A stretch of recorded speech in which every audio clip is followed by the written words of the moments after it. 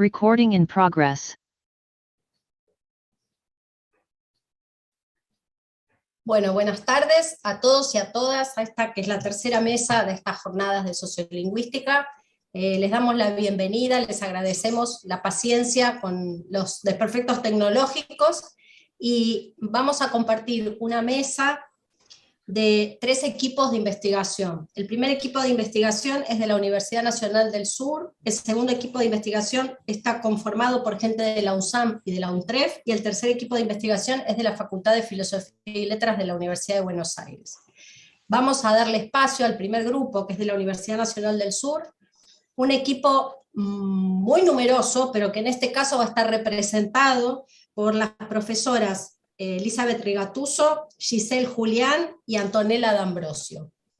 Me muteo y el espacio virtual es todo vuestro. Bueno, ahora compartimos pantalla. Bueno, muchas gracias, Julia. Es un placer enorme estar acá y realmente queremos felicitar a los organizadores de estas jornadas porque es realmente un magnífico encuentro científico y era un vacío importante de llenar, sobre todo en esta convergencia de docencia e investigación que es tan importante. Bueno, compartimos el PowerPoint, ahora sí. Un segundito. Bien. Nosotros lo que vamos a realizar en esta ponencia es una breve presentación del proyecto Variación Pragmática y Gestión Interrelacional en la Interacción Verbal del Español Bonaerense, Uso y Percepciones, que es el proyecto que estamos desarrollando en este momento, y brevemente presentaremos los recorridos y las reflexiones en torno a cuestiones fundamentales, en forma muy sintética, por razones de tiempo.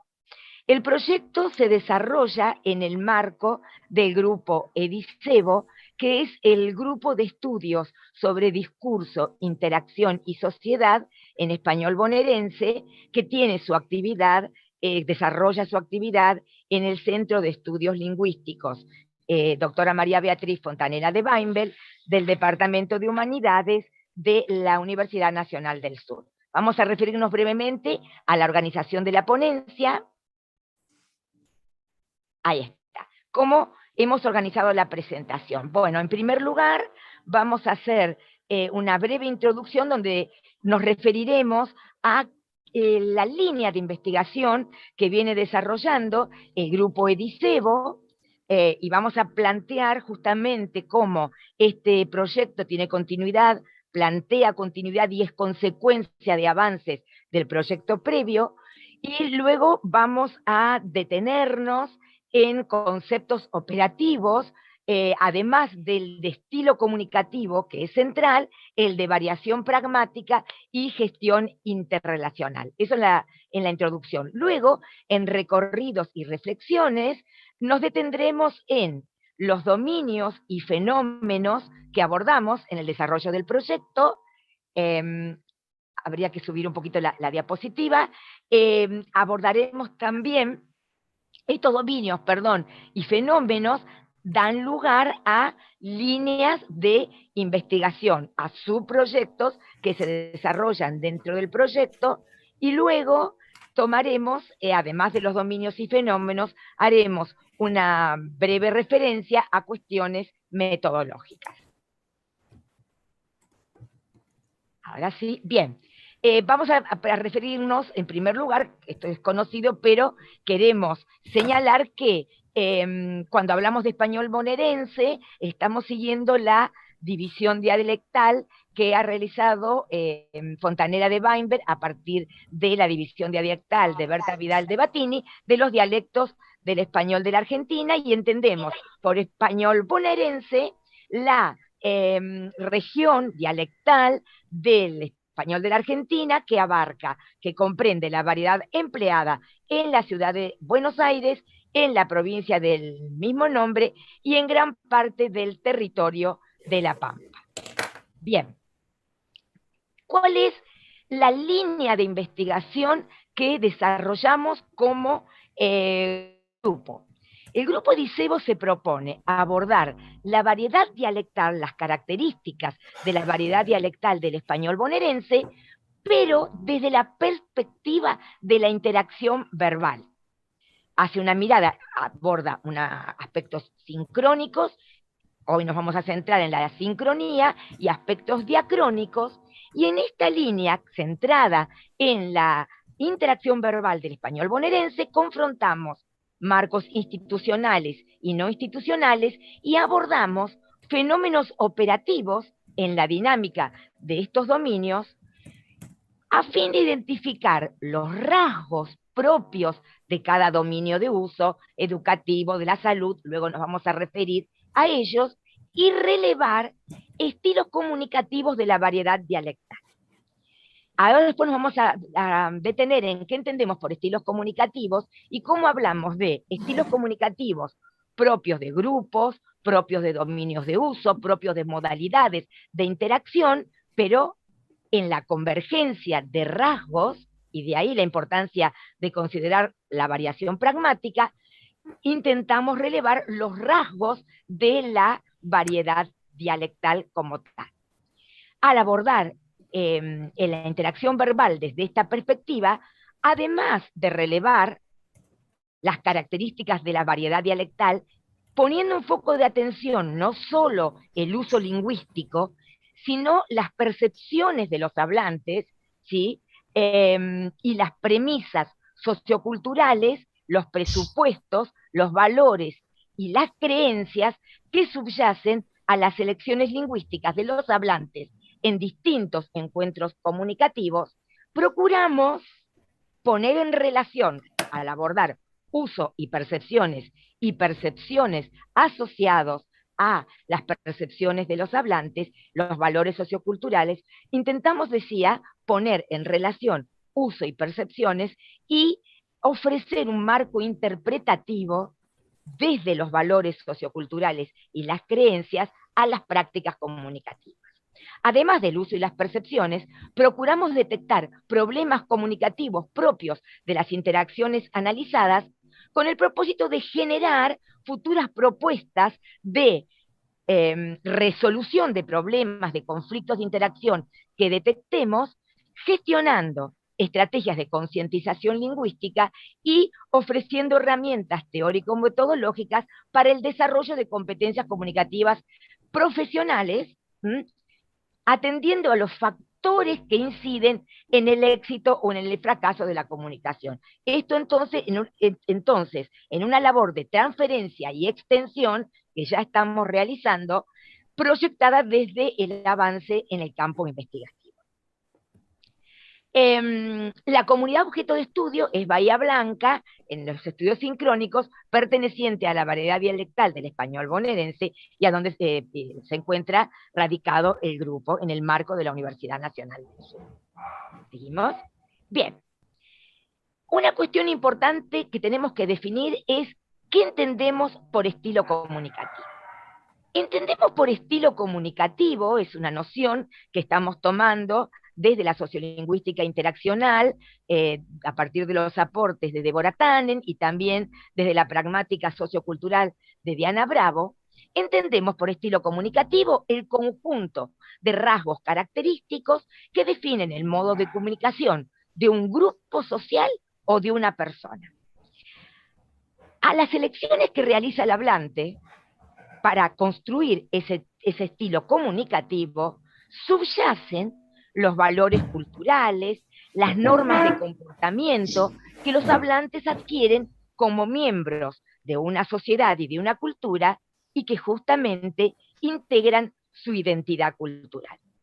Estos rasgos comprenden diferentes niveles de lengua y diferentes fenómenos discursivos y se plasman en las prácticas comunicativas en determinadas estrategias comunicativas adecuadas a los contextos de interacción. ¿Qué quiere decir esto? Que una forma, un estilo comunicativo puede ser propio de la interacción comercial, otro estilo comunicativo puede ser propio de un marco institucional educativo, hay un estilo comunicativo que puede ser propio de la formación profesional está asociado a la formación profesional del hablante. Por ejemplo, en un curso que estamos dando en este momento para el personal administrativo de la Universidad Nacional del Sur sobre prácticas de cortesía y descortesía en puestos de atención al público, los empleados nos han comentado que perciben diferencias en los rasgos, en las formas de interacción, cuando el hablante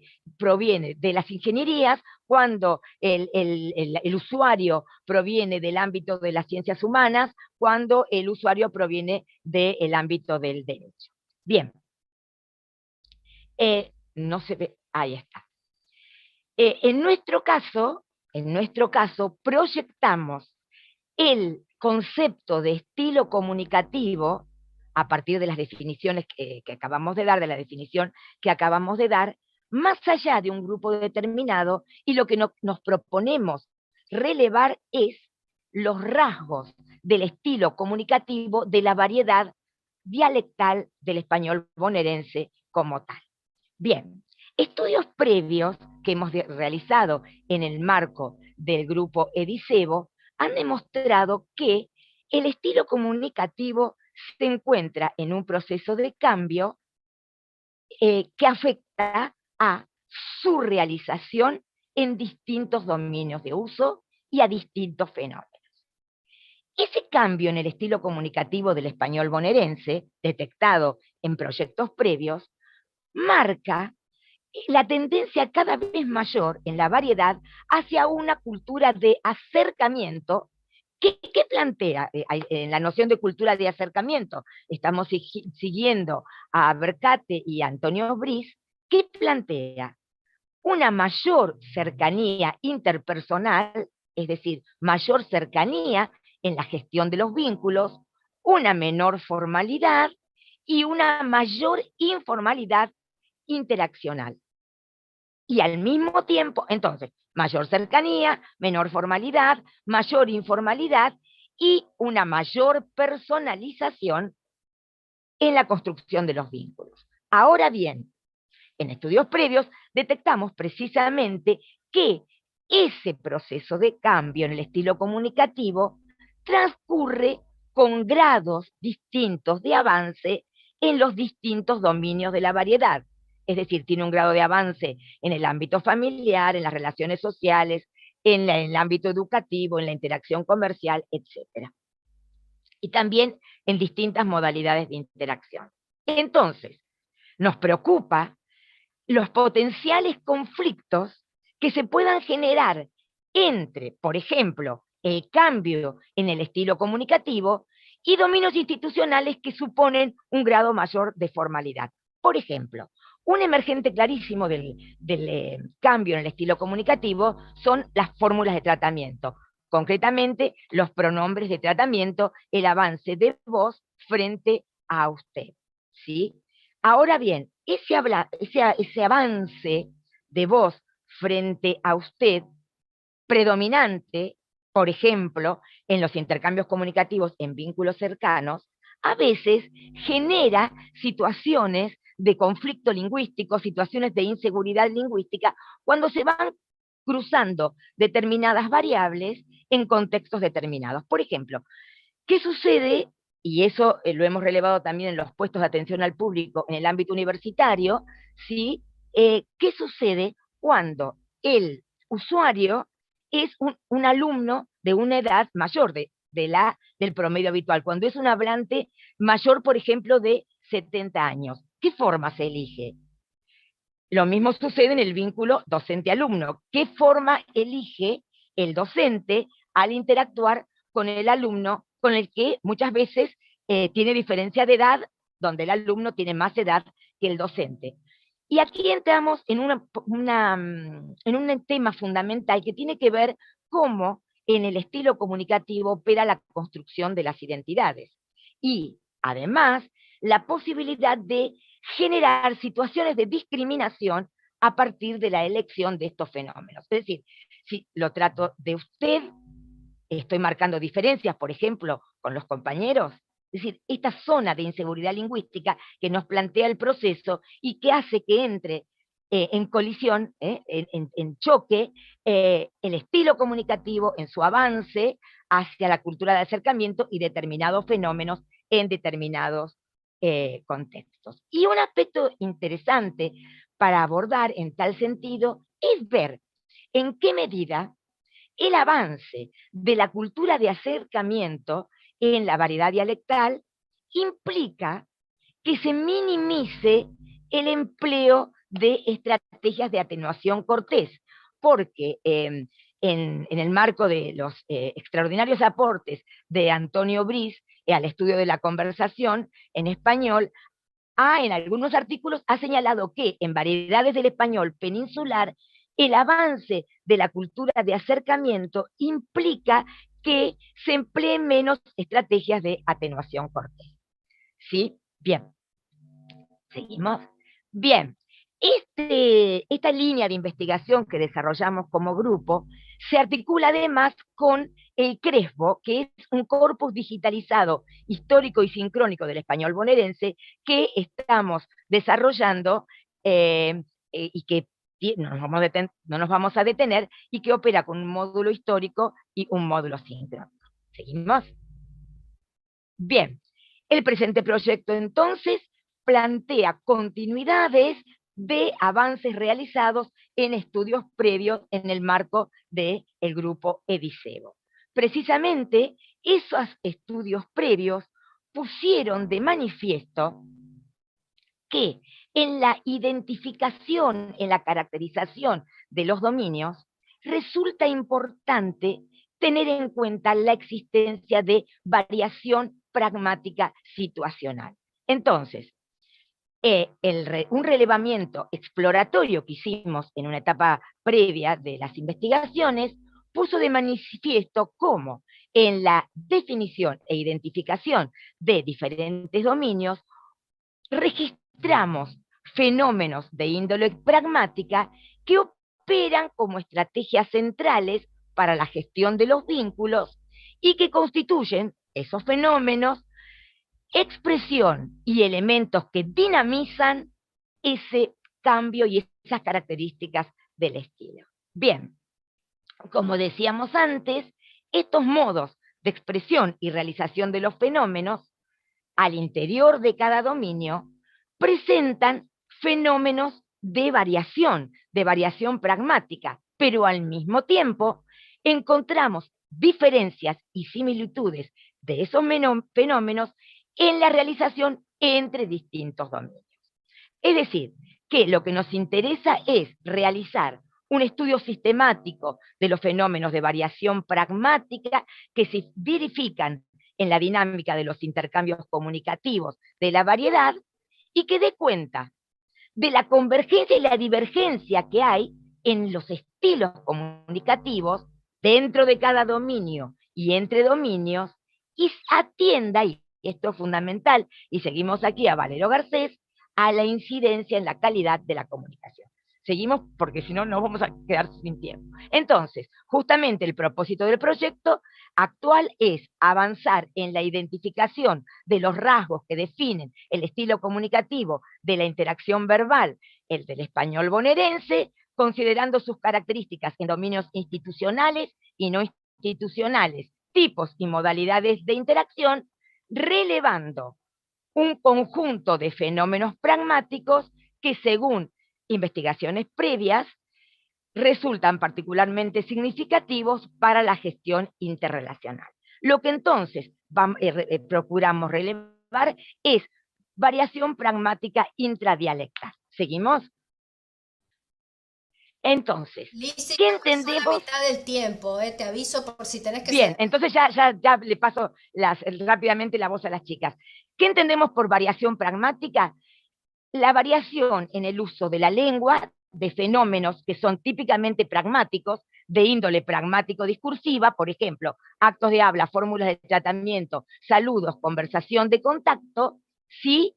Y asociados a esos fenómenos pragmáticos, a fenómenos de variación que tienen que ver con factores situacionales o del microcontexto, por ejemplo, la distancia social, la relación de poder entre los participantes y los factores sociales macro. Por ejemplo, la procedencia regional, la etnicidad, el estrato social de los participantes, es decir, los factores sociolingüísticos de índole demográfica. Bien, pasamos. Entonces, simplemente así ya le doy la voz a Giselle. El enfoque con el que trabajamos integra sociolingüística y pragmática en su vertiente sociocultural y variacional, pero fundamentalmente esta noción y la operatividad de la variación pragmática proviene de los estudios de pragmática variacional que, de la mano de Schneider y Barron, y para el español, para las variedades del español de Plasencia y Carmen García, de Catalina Fuentes Rodríguez o Félix Braddefer, trabajan con la variación hacia el interior de lenguas de estandarización policéntricas. La variación entre variedades dialectales que nosotras la proyectamos hacia la variedad dialectal del español bonaerense. Es decir, nosotros lo tomamos como un fenómeno de variación intradialectal. ¿Listo? Ya vamos ahora a la metodología. No, perdón, antes, entonces, dejamos el concepto de gestión interrelacional, pero tiene que ver con cómo conducimos los hablantes las relaciones interpersonales y es decir, podemos mejorar las interacciones o perjudicarlas. Este concepto de gestión interrelacional, que proviene de Helen Spencer Outy, es un macroconcepto que agrupa diferentes teorías de cortesía y descortesía, fenómeno medular en los dominios de uso. Bien, y simplemente ya le pasamos a Giselle, el marco teórico metodológico es entonces, se ascribe nuestra investigación a la sociolingüística interaccional, a la pragmática en sus vertientes de sociopragmática y pragmática variacional, y al análisis del discurso digital, y luego lineamientos propios de los dominios y los fenómenos. ¿Gise? Bien, gracias.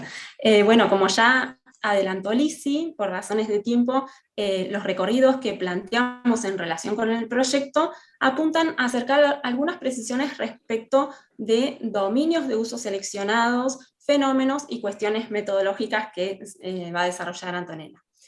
Comenzamos por los dominios, tipos de interacciones y modalidades.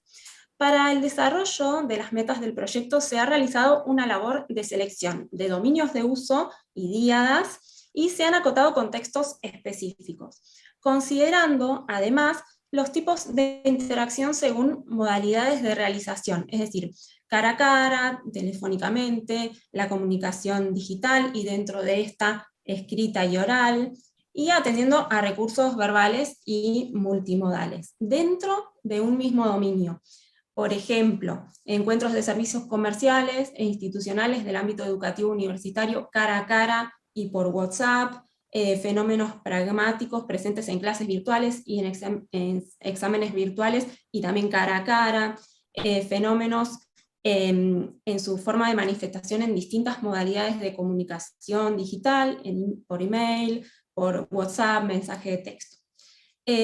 Esto en relación con la dinámica de un fenómeno particular, por ejemplo, marcadores interactivos de acuerdo, fórmulas de tratamiento, lo que amplía la posibilidad de registro de datos empíricos que releven fenómenos de variación pragmática. Justamente la confrontación de un mismo fenómeno lingüístico en distintas fuentes de datos constituye una de las líneas de investigación que Schneider y Barron proponen para los estudios de pragmática variacional. Bueno, además de líneas específicas de investigación ya establecidas en el diseño, la situación de pandemia también ponderó especialmente la gestión de vínculos en diferentes dominios y en diferentes entornos digitales. Esta labor de selección atendió a dar continuidad a dominios institucionales y tipos de interacciones exploradas en investigaciones previas que venimos desarrollando por el equipo en proyectos previos. Y el proyecto comprende en su diseño un conjunto de dominios institucionales relativos a educación, salud, la institución del correo, interacciones en encuentros de servicios comerciales. También se exploran cuestiones relativas a las metas del proyecto en géneros de la interacción política y de la interacción en medios digitales, y se ha incorporado además el estudio convergente y sistemático de los fenómenos pragmáticos, objeto de análisis en el dominio familiar y en el dominio de las relaciones sociales. Dentro del dominio de las relaciones se ha incluido el abordaje de estrategias discursivas empleadas en el rap de jóvenes raperos hablantes de la variedad dialectal. Dentro del ámbito educativo, en consonancia con cuestiones relativas a percepciones y premisas, valores socioculturales subyacentes, una línea del proyecto explora aspectos relativos a actos de habla dinamizantes del discurso de cortesía verbal en manuales para la enseñanza de español como lengua extranjera, diseñados en la región bonaerense. Dentro de los distintos dominios seleccionados, se establecen tipos de relación que los definen, y en consecuencia dinamizan las posibilidades de comunicación en contextos socioculturales específicos. En el conjunto de posibilidades, según los marcos, se pone en foco de atención diferentes vínculos nucleares, por ejemplo, interacción médico-paciente, enfermero-paciente, docente-alumno, atendiendo también a los puestos de atención al público. También se seleccionan los tipos de discurso y modalidades de interacción, por ejemplo, interacción verbal cara a cara en puestos de atención al público, del dominio educativo universitario, en las díadas de funcionario y docente o alumno y personal no docente, en la interacción docente-alumno en torno a la producción y recepción de consignas orales y escritas en distintos niveles educativos, interacción docente-alumno en situación de examen oral, en la institución de la salud, la atención se centra en la interacción médico-paciente, enfermero-paciente, en un hospital público de Bahía Blanca, y en lo relativo a la interacción política, se pone foco en las entrevistas políticas.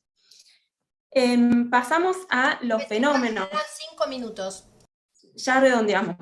Pasamos a los fenómenos nucleares, dinamizantes de la gestión interrelacional. Contamos con el relevamiento inicial de un conjunto de fenómenos nucleares que dinamizan la interacción, que ya han sido relevados en los proyectos previos.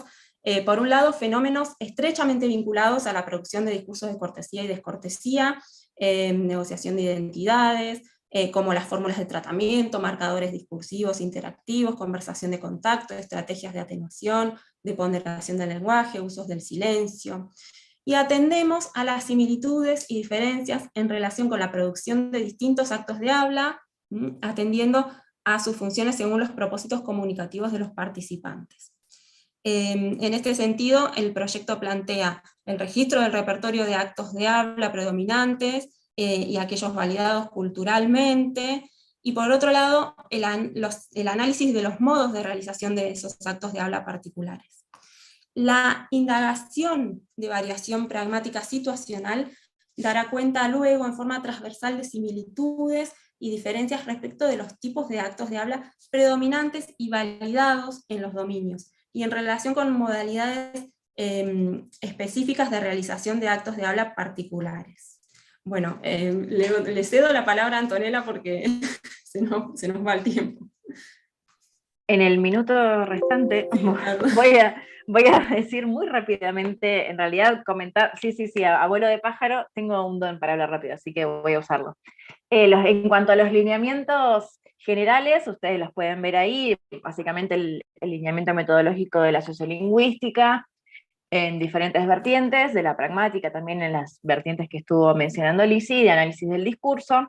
Respecto de las técnicas que empleamos para la constitución de los distintos corpora que después forman el corpus general de trabajo del equipo, la técnica principal que empleamos es la técnica de participante observador, privilegiando lo que es la interacción cara a cara, pero también contemplando otras modalidades como las que mencionaba Giselle recién, y también datos que ya tenemos dentro del corpus códice elaborado por Cristina Vela Delfa y Lucia Cantamuto, y los que forman parte de este corpus que estamos armando de Crespo. Usamos también la técnica de realización de entrevistas, sobre todo entrevistas semiestructuradas, que acompañamos con encuestas con frecuencia, y el test de hábitos sociales, que nos permite acceder al contexto de usuario de los hablantes que forman parte de las distintas interacciones que analizamos. También trabajamos con entrevistas con jueces, la técnica de jueces de la comunidad, la técnica elaborada por Gampers, y medios televisivos, este tipo de fuentes, para sobre todo lo que es la entrevista política que mencionaba Giselle recién. Respecto del procesamiento, consideramos factores del macro y del micro contexto, que Lizzy ya los mencionó, así que simplemente para ponerlo en línea con lo que veníamos planteando, el enfoque es predominantemente cualitativo, pero obviamente se consideran, sobre todo en la vertiente esta variacional, de que seguimos de la pragmática, cuestiones cuantitativas en lo que respecta al procesamiento de algunos de los datos.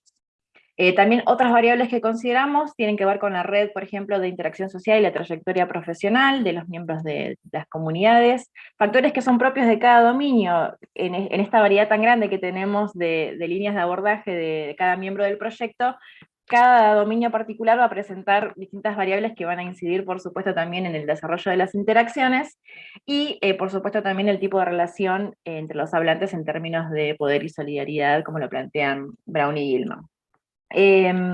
Acá simplemente agrego dos cuestiones en relación con lo que por ahí ya se fue diciendo. Al relevar justamente estas diferentes modalidades de interacción en la variedad dialectal del español bonaerense, nos proponemos ver justamente cuáles son los puntos en común, digamos, que esos vendrían a ser justamente aquellos rasgos que permitirían caracterizar el estilo comunicativo de la variedad, pero también, por supuesto, los fenómenos divergentes, ¿no?, que van a caracterizar estilos comunicativos que son propios de cada dominio y que les van a dar entidad específica.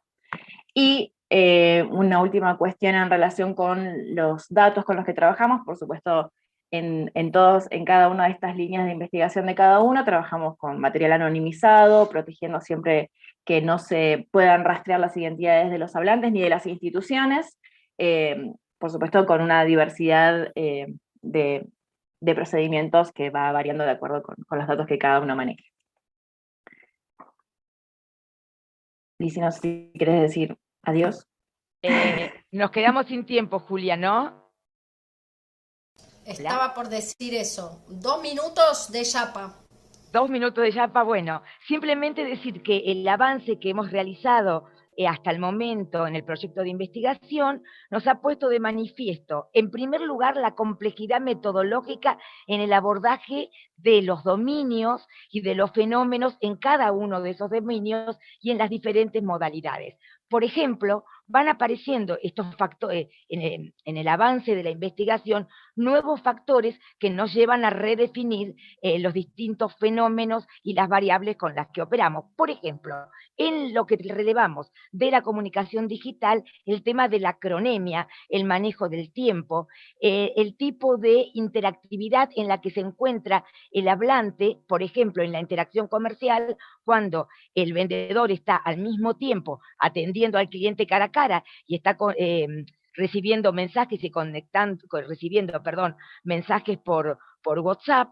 Por otra parte, la necesidad de apelar en forma permanente en relación con cada género, por ejemplo digital, a marcos de estructura de conversación provista por especialistas sobre el tema. El rol de cliente de barrio, por ejemplo, que determina usos diferentes en la interacción comercial, las diferencias que marca en la gestión de vínculos, el apelar en la comunicación digital a recursos verbales o recursos multimodales, y además, en el caso, por ejemplo, de los marcadores interactivos y las diferencias registradas en la interacción cara a cara y en la interacción digital, la incidencia de la situación de pandemia y la proliferación de las interacciones digitales en encuentros de servicio. Esto ha llevado a cambios en lo que se denomina una microdiacronía, ¿sí? Es decir, en un año y medio ha habido cambios, por ejemplo, en el uso del marcador DALE, muy frecuente en la interacción cara a cara de diferentes dominios, pero por ejemplo, en la interacción comercial escrita, muy poco frecuente, previo a la situación de pandemia y que en este momento ha expandido su uso también en la comunicación digital. Y bueno, para cerrar, entonces, esto nos llevaría a empezar a estudiar también en el marco de la comunicación digital las diacronías digitales. Y por último, ya hemos relevado fenómenos de variación pragmática que muestran coincidencias y divergencias asociados a diferentes factores, coincidencia, por ejemplo, en el manejo del silencio como estrategia de atenuación antes de marcar un desacuerdo con el interlocutor, coincidencia en el uso de términos de parentesco en puestos de atención al público de salud, de educación y comercial, pero diferencia entre las variantes que aparecen en las percepciones de los hablantes que entran en choque con la gestión de vínculos, variación pragmática en el uso de las fórmulas de tratamiento, en la producción de consignas en distintos niveles educativos, variación en los fenómenos relativos a marcadores interactivos de acuerdo. Bien, dejamos acá, estamos en las etapas iniciales. Bueno, las despedidas después porque faltan... Bueno, y les agradecemos muchísimo y gracias por los minutos de regalo. Muchas gracias. Porque seguro que van a volver. Seguro que va a haber un montón de preguntas en el chat de este grupo y en el chat del canal de YouTube. Así que vayan juntando para después. Gracias, Julia. No, de nada. Yo mientras tanto le doy la bienvenida al equipo de UNSAM UNTREF, que nos va a hablar sobre repertorios sociolingüísticos multimodales. El equipo está integrado por Cecilia Magadán, Anaí Devia, Sol Ríos Brinati, Alicia Rodríguez Loredo y Melissa Happel, creo, que no me olvidé de nadie. Todo el espacio es bueno. Tomo la palabra rápidamente, Julia. ¿Se escucha ahí? Perfecto. Bueno, gracias por la invitación, por darnos el espacio. Yo estoy como nerviosa por las estudiantes porque estaban nerviosas ellas y yo me puse nerviosa ahora, pero nada, es un grupo increíble y la idea, los nombres que aparecen acá simplemente son los de todos los estudiantes que han ido formando parte, de grado, de posgrado, que han ido formando parte y becarios, becarias de este recorrido. Este es un PICT que arrancó allá por 2017, tiene diferentes momentos, coyunturas, atravesó diferentes coyunturas escolares, 2 años de pandemia, etc. Y creo que hemos aprendido montones, sobre todo en el andar, ¿no es cierto?, de este proyecto. Los objetivos generales no los voy a leer, los tienen acá. Primero es un trabajo que se hace una investigación de equipo, que justamente se apoya en el equipo para poder profundizar una mirada etnográfica sobre las continuidades y las discontinuidades entre usos del lenguaje y prácticas letradas en las escuelas, ¿sí? Y pensamos siempre en ese continuo entre, ¿no es cierto?, lo que sucede en las aulas, pero también lo que sucede en grupos paralelos de estudiantes o en grupos digitales creados por los docentes. Eso había sido pensado prepandemia. Durante la pandemia eso se convirtió en la clase, ¿no? En segunda instancia, el otro objetivo general bien abarcador era pensar cómo se construían o mirar cómo se construían, se validaban y también se valoraban estas prácticas emergentes, a veces oscilamos entre llamarlas nuevas o no, prácticas de escritura, lectura y oralidad, y también los repertorios sociolingüísticos que estaban asociados con esas prácticas emergentes. Para esto miramos los eventos letrados, ampliándolo o comprendiendo como letrado también todo aquello que abarca lo multimodal, y los intercambios comunicativos en clase, en estos espacios, como decíamos, cara a cara o digitales. Y por último, tiene una etapa de implementación que por la pandemia el proyecto se ha extendido y que empezamos a desarrollar, pero que completaremos el año que viene, que tiene que ver con el diseño y la implementación de propuestas docentes, o junto con los docentes, entre el equipo de investigadores y los docentes, ¿no es cierto?, para pensar cómo articular estos repertorios, ¿no es cierto?, multimodales y comunicativos que los estudiantes, esos estudiantes ponen en juego en el afuera de la escuela y también dentro de las aulas. El trabajo de campo abarcó 3 espacios, abarcó una escuela de Cava, todas escuelas públicas, ¿no es cierto?, y todas secundarias, básicamente de lo que es segundo / tercer año, aulas de lengua, que estuvimos siguiendo, digamos, paso a paso, ¿no es cierto?, como durante un largo tiempo. Una escuela en Cava, en la zona de Almagro, otra escuela en San Martín, que es una escuela que tiene mucha llegada con la OA, la universidad, ¿no es cierto?, ahí se desarrollan diferentes proyectos, y también una escuela secundaria en Río Negro, donde Laura Esner estuvo ahí a cargo de justamente del trabajo y el contacto con estos docentes de las aulas de lengua. De 2018 a 2020 se realizó la mayor parte, ¿no es cierto?, sobre todo 2018-2019, la mayor parte del trabajo etnográfico en las aulas, y entre, digamos, el 2020 y este año empezamos a desplazarnos, ¿no es cierto?, a movernos hacia los entornos digitales. Los datos recolectados que se convirtieron en un corpus que hubo que ir seleccionando y puliendo, y de eso me enorgullezco mucho de todo el trabajo de las estudiantes que van a presentar hoy acá. Obtuvimos artefactos multimodales, por esto entiendo o entendemos desde fotos de clase de las escuelas, de todo lo que tenga que ver con el paisaje lingüístico escolar, también capturas de pantalla de los intercambios que los estudiantes sostenían y que nos cedían ellos mismos, ¿no es cierto?, y ellas mismas en sus grupos de WhatsApp, también fotos de carpetas, de trabajos en carpetas, documentos colaborativos en Google Drive, etc. Esos son todos los artefactos que pudimos recolectar, a los que tuvimos el permiso y el acceso, allí están, ¿no es cierto?, en nuestro Drive compartido.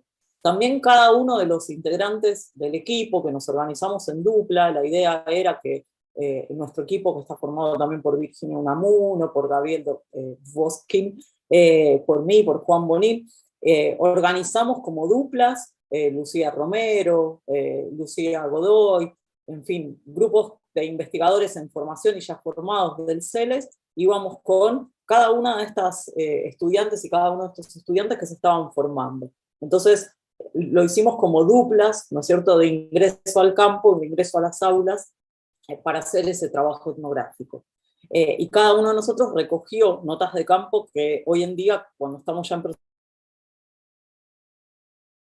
proceso bien interesante de comparar, ¿no? ¿Qué mirada hay desde una perspectiva más estudiante, quizás desde una perspectiva más de docente? Es decir, surgieron muchas cosas bien interesantes en ese contraste de notas de campo. También realizamos entrevistas a docentes y entrevistas grupales. Ay, perdón, estudiantes. No tenía que pasar esto. Recogimos audios de clase, un total de 110 horas, y también en Río Negro tuvieron la oportunidad de grabar, de videar las clases. Así que esos son todos los datos que hasta ahora tenemos, sumados a algunos otros datos que fueron surgiendo más desde una perspectiva de la etnografía digital durante estos últimos meses de trabajo virtual en todas las aulas, ¿no? A Jodispo mediante. Bueno, y le cedo la palabra a Sol, que va a hablar un poquito de este trabajo masivo. Lo digo, hago una breve intro para darte el pie. Sol nos pescó la pandemia con todas estas horas, ¿no es cierto?, sin presupuesto, distribuido. Entonces después el presupuesto llegó y nos pescó la pandemia con un montón de horas de audio y horas de video. Entonces dijimos, bueno, hay que aprovechar este momento para sistematizar esos datos y encontrarles una vuelta, ¿no es cierto? Como no solo era un desgravar automatizado, sino encontrar una forma de sistematización. Y ahí le doy la palabra a Sol, porque esto lo trabajó sobre todo este equipo que hoy está presentando acá. Bueno, muchas gracias, Ceci. Buenas tardes a todos. Como bien decía Ceci, trabajamos durante todo el año en el análisis y la elaboración de algunas hipótesis y de algunos pasos para continuar. Para poder sistematizar y poder adentrarnos dentro de los audios o los videos, partimos de la base de un Excel, ¿sí?, que es el que se ve arriba. Pido disculpas por si se escucha mi perra ladrando atrás, es algo que no no puedo controlar. A ver si, perdón,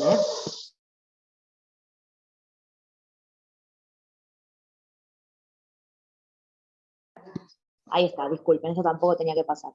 Ahí está. El Excel partíamos de la identificación de un audio, ¿no? Que estaba claramente nomenclado, los minutos para poder referirnos al fragmento que íbamos a analizar, el evento que refería a lo que sucedía puntualmente, en ese caso del video o del audio, la descripción de lo que estaba sucediendo, fragmentos textuales que no corresponden a la totalidad, es decir, no transcribimos la totalidad de los audios o del video, sino que solamente lo que nos interesaba, y las etiquetas que describen por qué es importante para la investigación ese fragmento. Dentro de los eventos, acá aparecen con naranja debajo, que también es otro Excel aparte, en el cual definimos los eventos que podían aparecer dentro del aula. Si bien partimos de la base de una cantidad estipulada de eventos, se fueron sumando en la medida que nos adentramos tanto a los audios como a los videos. Lo mismo sucedió con las etiquetas, que están acá con hashtag, fueron surgiendo, y la mayoría, de hecho, de las etiquetas que utilizamos, que no están acá en su totalidad, fueron etiquetas que vernáculas, que nacieron de los mismos audios mismos, ¿no? Porque fue necesario empezar a destacar algunas cuestiones. Entonces, en ese sentido, tanto los eventos como las etiquetas nos quedaban acotadas, y fuimos surgiendo y explicitando y trabajando en conjunto para poder darle curso a todo este análisis. De hecho, cada una, esto es algo que creo que no aclaramos, trabajó con un turno y una escuela en específico, entonces fue muy interesante ver cómo esos datos se iban entrecursando a través de estas nomenclaturas que definimos.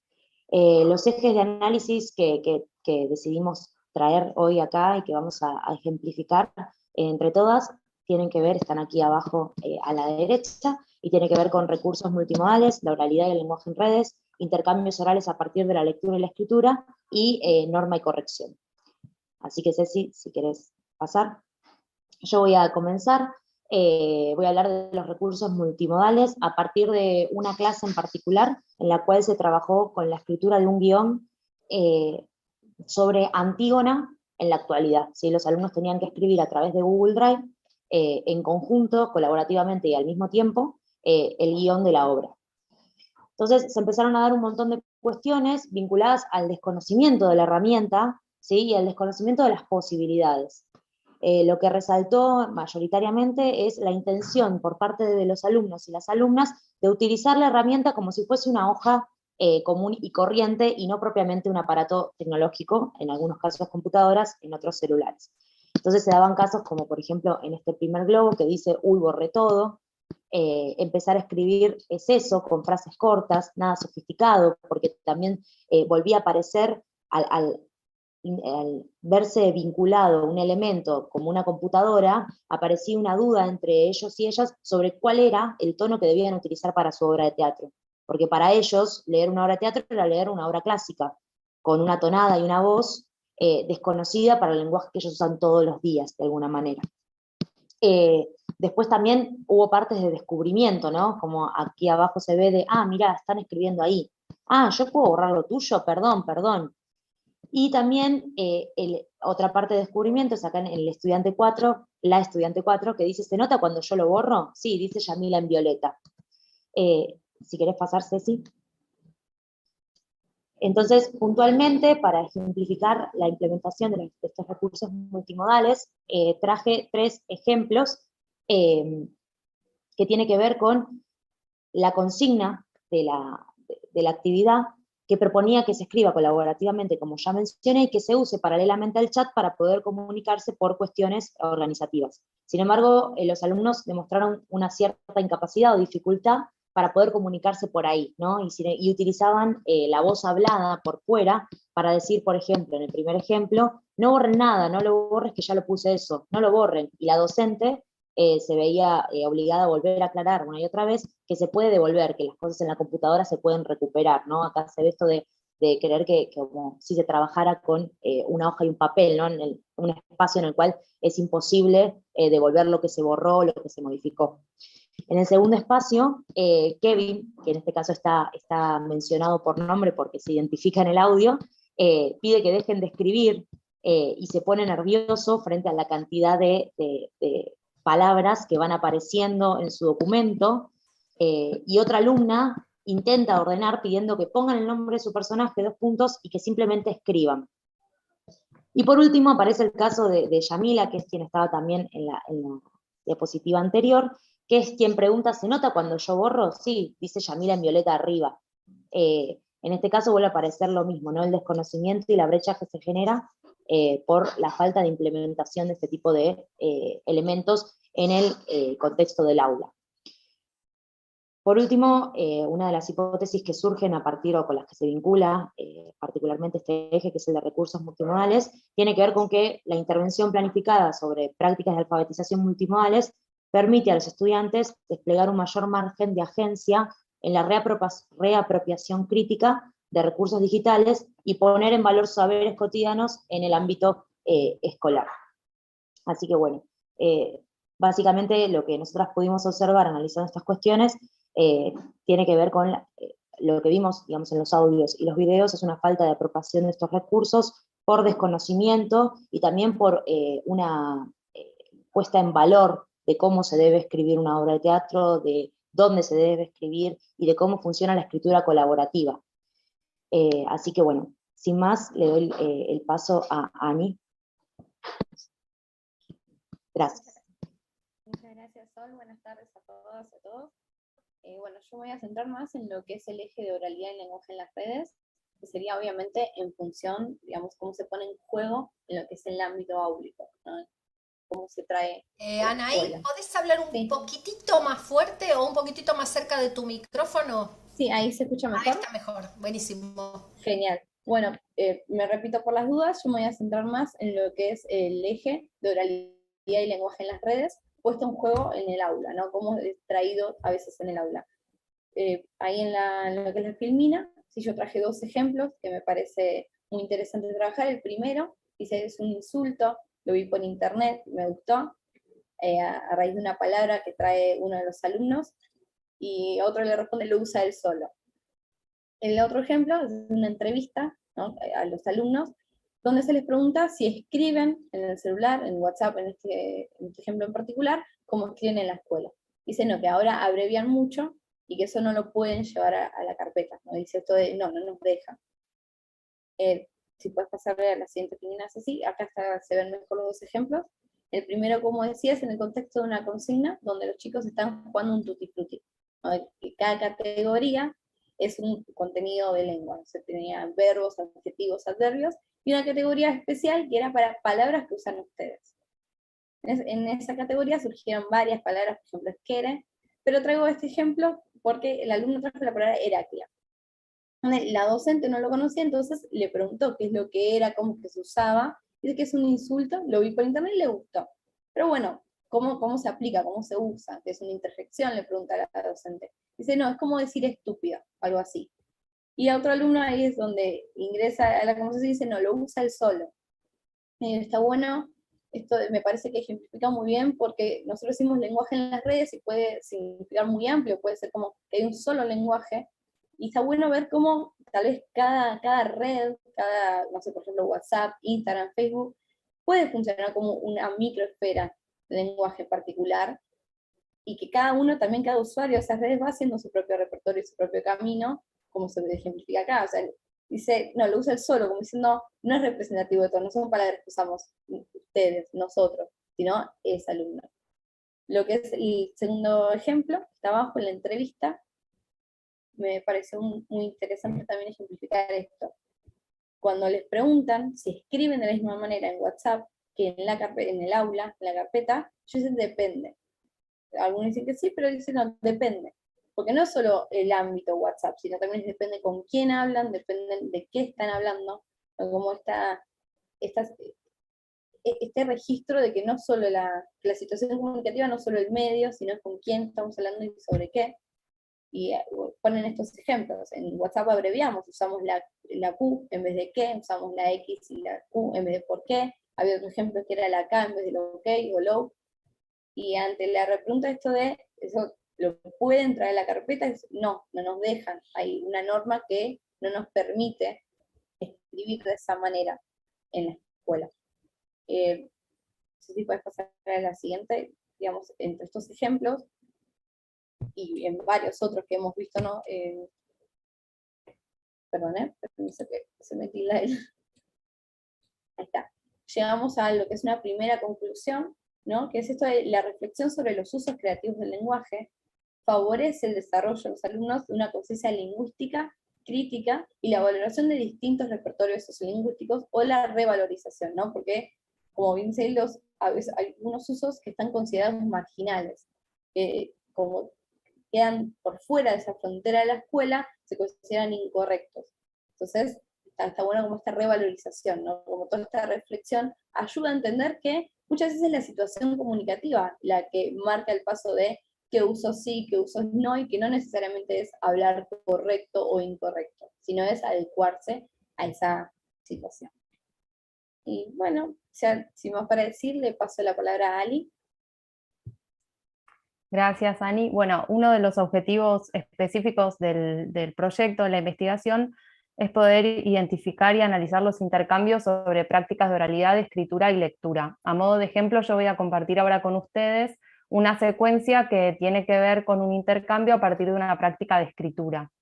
El docente lee junto con la clase una consigna de escritura en donde se les propone a los alumnos redactar un monólogo interior, ¿no? Entonces este tecnicismo hace que el docente detenga la lectura para comenzar un intercambio y indagar un poco qué es lo que los alumnos entienden por esta palabra, ¿no? Monólogo interior. Entonces dice, ¿saben lo que es un monólogo interior?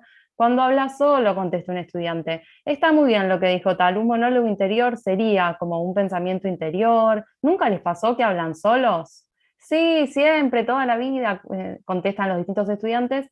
Y bueno, ¿y estamos locos por hablar solos? Yo ayer, por ejemplo, llegué hablando solo a casa y bueno, comienza a narrar una anécdota. Bueno, creo que esta secuencia es relevante porque permite identificar también una estrategia que utiliza el docente para vincular lo que sucede dentro del aula, en particular acá, vincular una consigna de escritura que contiene un tecnicismo que podría ser complejo para los estudiantes, con una situación de vida cotidiana, ¿no? Y lo hace a partir de un ejemplo de su propia vida. Entonces, en este caso, ese vínculo entre el adentro y el afuera de lo escolar que antes planteaba Ceci en la introducción, se da a través de una estrategia docente, ¿no? Y a modo de ejemplo, bueno, puse esta captura de pantalla de la grilla con la que estamos trabajando, porque permite ver cómo, en realidad, en el análisis nosotros separamos las prácticas de lectura, de escritura o de oralidad, pero en la práctica, obviamente, están solapadas, y en este caso, por ejemplo, es a partir de la lectura conjunta de una consigna de escritura que se da lugar al diálogo y al intercambio, ¿no? Entonces, en la práctica siempre están solapadas o se interrelacionan, pero para los fines del análisis de nuestro proyecto, las vamos separando e identificando.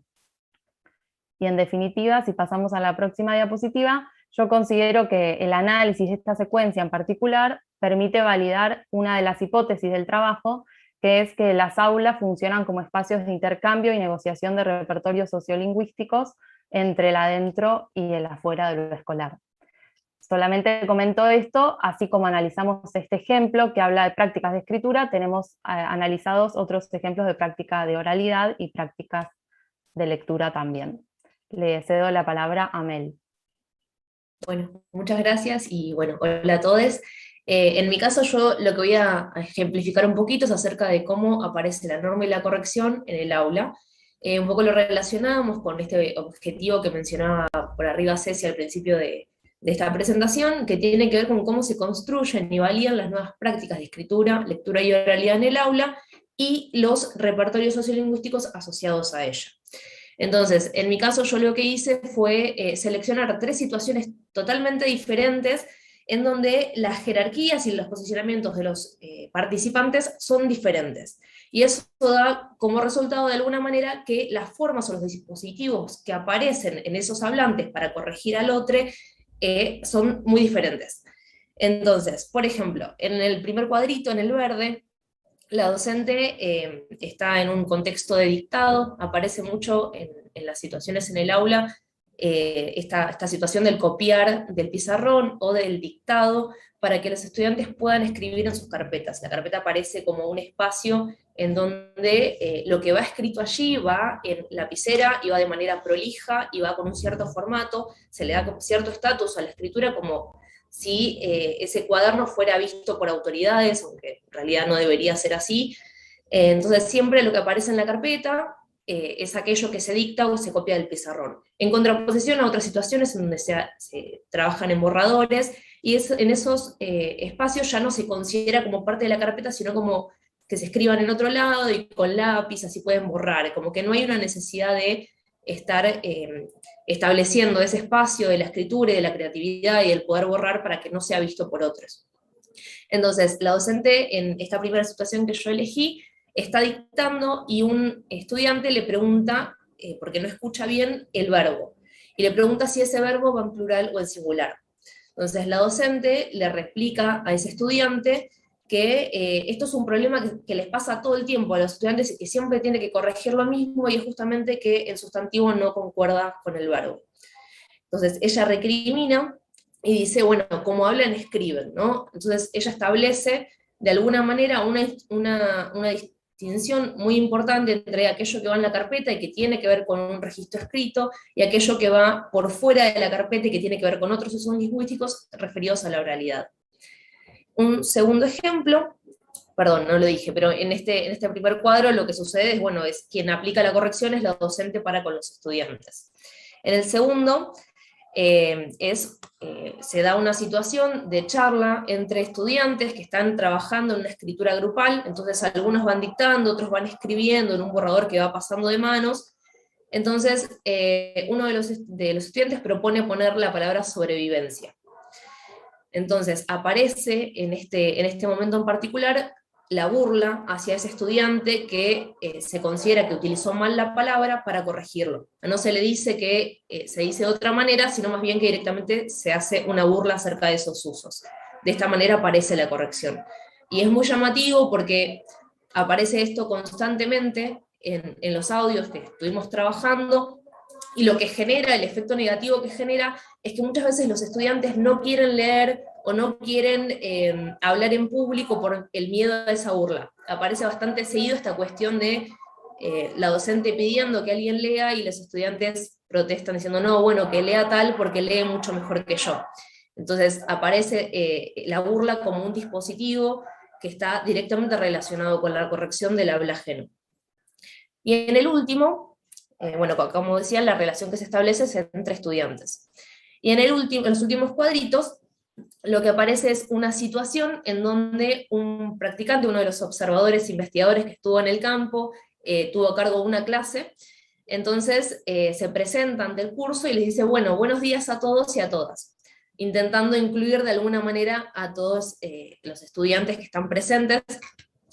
Y uno de los estudiantes le replica y le dice a todos, de alguna manera corrigiéndolo, pero en este comentario parece como una especie de tono jocoso, como de risa y de complicidad, que lo que hace es mitigar de alguna manera la corrección que se le está haciendo a un adulte que tiene una posición jerárquica mucho más alta que la del estudiante.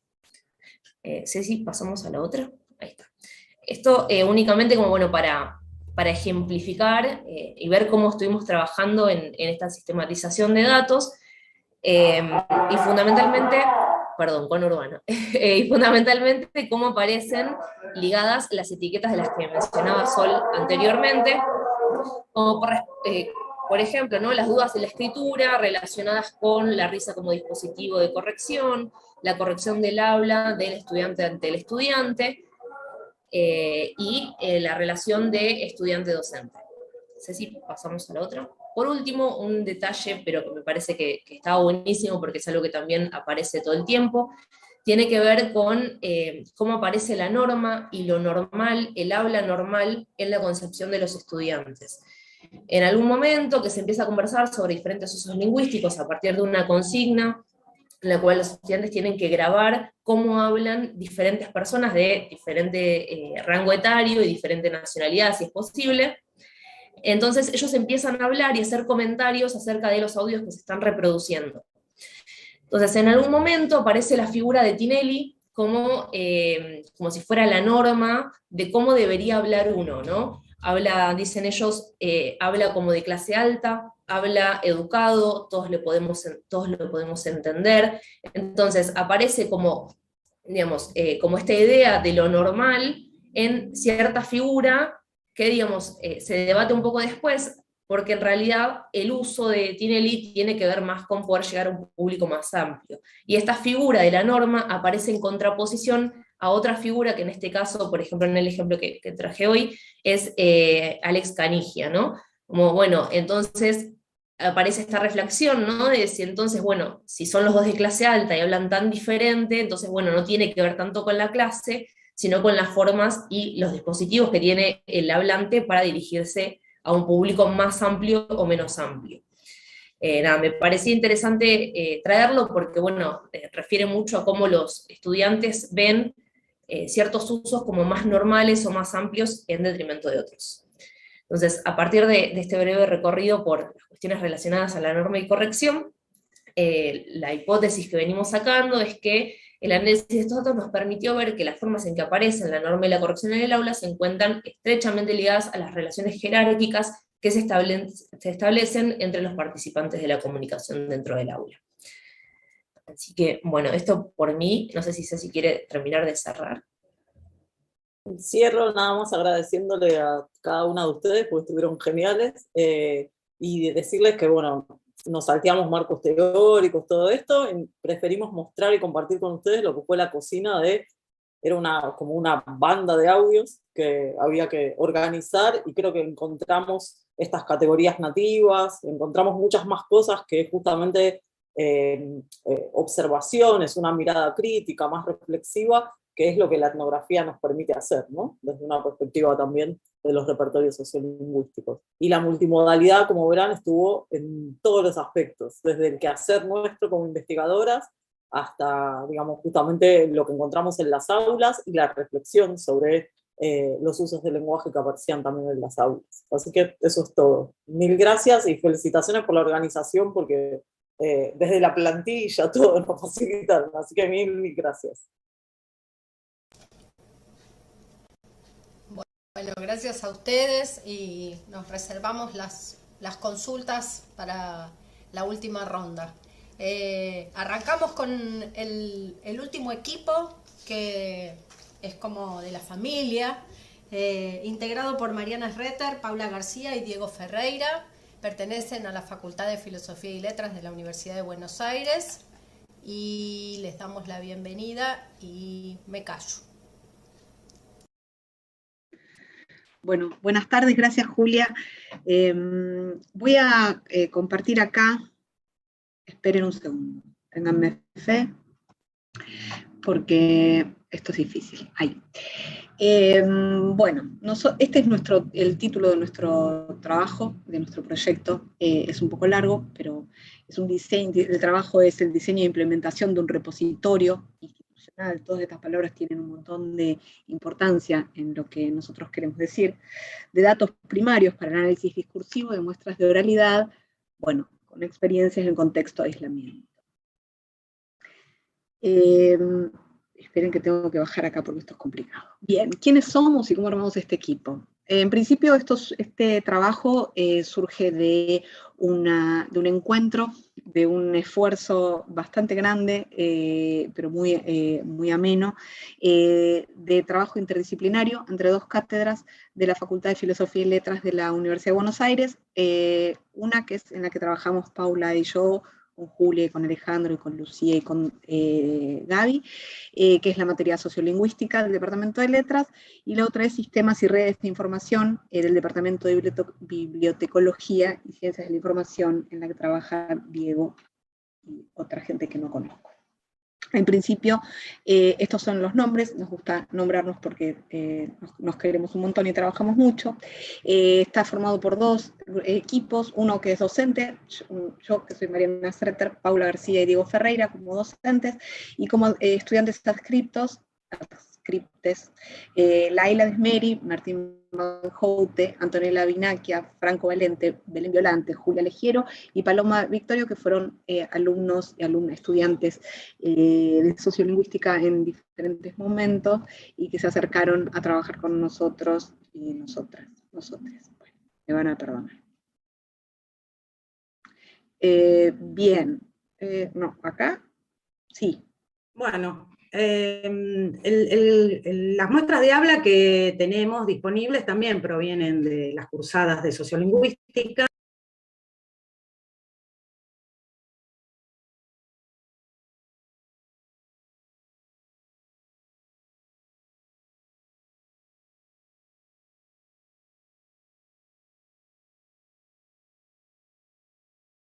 Son narrativas orales de experiencia personal, las entendemos tal como las definen Labov y Valesky 67 y Labov 97. Fueron recolectadas en diferentes cursadas mediante entrevistas cara a cara, semiestructuradas, a cargo de los alumnos. En general manejamos unas pocas variables como para que pueda después haber algún tipo de análisis a partir de ellas, y el tratamiento que en general tienen estas narrativas hasta ahora, el que han tenido hasta ahora, es un tratamiento, digamos, de aplicación de pautas de transcripción, algunos símbolos convencionales que tomamos de Tuzón 1995, las segmentamos, en esa transcripción las segmentamos. En general los símbolos que utilizamos para esa transcripción básicamente son los símbolos prosódicos, porque son los que después cumplen alguna función en lo que nos interesa analizar de esas narrativas, como por ejemplo las cláusulas evaluativas. Entonces, bueno, todo ese material hasta ahora lo tenemos trabajado con esas pautas,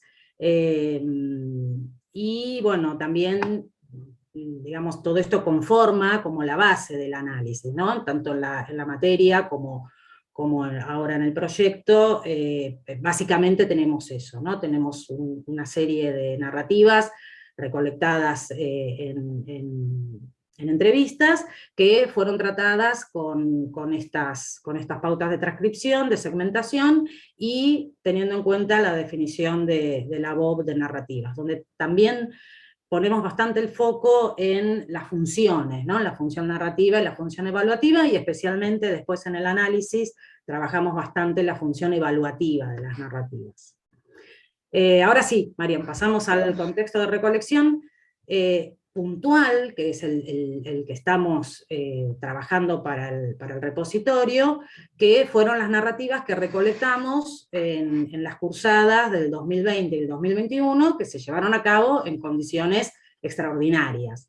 Esas condiciones, bueno, conocidas por todos, fueron las del aislamiento social preventivo, entre marzo y mayo del 2020, y las que recolectamos entre marzo y mayo del 2021, que fueron durante el ASPO y también en parte durante el DISPO, con lo cual, bueno, después más adelante, en pantallas que están más adelante, vamos a explicar algunas características que ya relevamos de este corpus. Pero en principio, esto va a ser nuestra primera campaña, ¿sí? Palabrita que ya adoptamos de nuestros intercambios interdisciplinarios, porque bueno, decidimos que este corpus, que es el más reciente que tenemos, sea el primero que va a trasladarse al repositorio. Bien. En principio todo esto que contaba Pau de muchas campañas, para retomar tu palabra, Pau, de recolección de datos, de recolección de narrativas, nos traían un montón de problemas o de asuntos que teníamos que nos inquietaron durante muchos años, En principio la cantidad de narrativas, ¿sí? Una serie de narrativas organizadas por temas diversos, seleccionadas por variables también, a veces coincidentes y otras veces otros años que cambiaban porque íbamos probando y errando, ante lo cual tenemos un montón de narrativas muy dispersas en soportes que iban envejeciendo, ¿sí? Todas y todos los de la cátedra tenemos cajas en nuestras casas con incluso disquetes, y bueno, algunos soportes que ya no pueden leerse con facilidad por medios técnicos, de lo cual hace que ese material y todas esas muestras de hablas se pierdan si no logramos rescatarlas. Hace que el almacenamiento sea casi imposible, porque, bueno, yo tengo un poquito en un pendrive y tengo un poquito en el disco duro, y tengo el poquito en la caja con los disquetes, y hay algo que está colgado, bueno, en principio, estos eran los problemas que nos inquietaban. Y estos mismos problemas, digo, la dispersión, los soportes que se vuelven caducos, las dificultades de almacenamiento, traían límites, o sea, imponen unos límites feroces para que este material esté disponible, perdón por el ruido de la calle, para que este material esté disponible, para que pueda ser compartido con otros investigadores que tengan intención de trabajar con esta materialidad, y que además adquieran una persistencia, pone también límite para que el corpus adquiera una persistencia en el tiempo. Una persistencia quiere decir que puedan ser reutilizados, que puedan ser comparados con narrativas que almacenemos luego, ¿sí? Que tengan esto que ahora Diego nos va a explicar bien, los criterios de reuso. Y entonces, y también teníamos el otro problema que siempre tenemos, del que también habló Pau, pero que todos los inicios de campaña nos complica pensarlo, son los modos de codificar el habla, ¿sí? ¿Cuáles son los criterios que tenemos que usar? ¿Hasta dónde tenemos que simplificar en pos del tiempo que tienen los estudiantes en la materia, sin que pierdan datos? Bueno, y entonces entender que este problema de la codificación, pasar del habla a un registro escrito, sin que se pierda la esencia de lo que estamos queriendo analizar, que es la oralidad, es un problema constitutivo de la sociolingüística. Y es lo que nos permite, nos abre las nuevas problemáticas, porque los problemas no se terminan nunca. Y en principio, estas nuevas problemáticas que son las que nos acompañan y sostienen el trabajo, y que se van profundizando, lejos de resolverse fácil, en principio, honestamente, cuando empezamos a pensar en esto en la cátedra, pensábamos que, bueno, lo que tenemos que hacer es transcribir todo de alguna manera, y pegarlo, cortarlo y pegarlo en algún formato digital, y esto va a ser más o menos fácil. Y nos dimos cuenta de que hay un montón de discusiones, un montón de debates y de reflexiones que se condensan un poco en estas preguntas que les voy a leer ahora, digo que en principio no son cuestiones técnicas meramente, sino que implican discusiones teóricas, discusiones ideológicas también, de qué es lo que estamos queriendo hacer con esto, que complica nuestro trabajo, pero lo vuelve mucho más interesante también. Las problemáticas con las que nos estamos como enfrentando ahora, estamos tratando de trabajar ahora, bueno, en principio, establecer cuáles son las pautas de codificación en estos ambientes digitales, ¿sí?, que nos sirvan para el análisis sociolingüístico. El ambiente digital requiere algunos códigos, algunos formatos, y el análisis sociolingüístico necesita algunos datos disponibles, y entonces tenemos que encontrar esa compatibilidad. ¿Cómo afectan estas restricciones de la digitalidad a las preguntas sociolingüísticas que nos podemos hacer? ¿Hasta dónde nos limitan? ¿Hasta dónde nos restringen? ¿Hasta dónde potencian también otro montón de preguntas como estas del código, que no nos hacíamos hasta el momento? ¿Cuáles son las directrices útiles de estos ambientes digitales para la conformación de corpus útiles? Es decir, que no se vuelva solamente el equivalente de la caja con disquetes, pero digital, sino que sean corpus que puedan ser reutilizables, que puedan ser, voy a usar una palabra, capaz que digo me mata, pero maleables, es decir, que se pueda trabajar desde distintos enfoques, con distintos objetivos. Y cómo establecer condiciones sustentables para la acumulación y el reuso, ¿sí? Sustentables en el sentido de que se puedan sostener, yo sé que no estoy aportando mucha información, pero que se puedan sostener, que sean accesibles, que no sea una complicación imposible y uno tenga que hacer una carrera de posgrado para poder subir información, que esta conformación colectiva que estamos tratando de hacer pueda ser sustentable en el tiempo y de fácil acceso también, ¿sí? Me parece que esas son como las preguntas que nos guían, que se nos abren. No vamos a tener muchas respuestas para esto, pero van a ver que cuando empecemos a contarles de qué va, un poco se entienden mejor las problemáticas estas. Y entonces aparece el proyecto. Fue cuando llegamos a este momento, a esta epifanía en la que necesitamos el trabajo colaborativo e interdisciplinario, en el que conocimos nosotras el universo del ambiente digital que nos propone la cátedra de Diego, y Diego descubre las problemáticas sociolingüísticas que vienen de nuestro lado. Y entonces la pregunta de qué es un repositorio, y lo voy a decir así, medio simplificado, y ahora Diego nos lo va a contar de manera un poco más finita.